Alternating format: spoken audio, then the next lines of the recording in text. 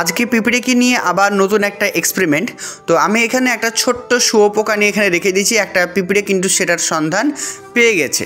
এবার সে কিন্তু গুটি গুটি পায়ে এগিয়ে যাচ্ছে তার কিন্তু বাসার দিকে বা তার গ্রামের দিকে। সে কিন্তু সবাইকে সন্ধান জানাবে যে সে একটা বড় খাবারের সন্ধান পেয়েছে। সে কিন্তু সেটা একা খেতে পারবে না, তাই সে কী করেছে, তার গ্রামে গিয়ে প্রত্যেকটা তার বন্ধু বান্ধবী, তার যে আত্মীয় স্বজন, সবাইকে কিন্তু সেটা ইনফর্ম করেছে। তো তোমরা এবার দেখতে পাচ্ছ তারা কিন্তু দলে দলে ছুটে চলেছে। দেখতে পাবে, একটু ওয়েট করো, দেখতে পাচ্ছ এই যে ছুটছে, সবাইকে ডেকে নিয়ে আসছে। এটা হচ্ছে পিঁপড়েদের মধ্যে ঐক্যতা। কিন্তু আমাদের মধ্যে সেই ঐক্যতা কিন্তু নেই। আমরা কিন্তু পৃথিবীর শ্রেষ্ঠ জীব হওয়া সত্ত্বেও কিন্তু আমাদের মধ্যে ঐক্যতা বোধ নেই। আমরা চাই সবাই একা ভোগ করতে, আমরা সবাই কিন্তু স্বার্থপর। এই পিঁপড়ের মধ্যে সেই স্বার্থপরতা মনোভাবটা কিন্তু তাদের মধ্যে নেই। দেখতে পাচ্ছ এই যে শুয়োপোকাটা, সে কিন্তু একা নিয়ে যেতে পারবে না বা সে কিন্তু একা খেতেও পারবে না।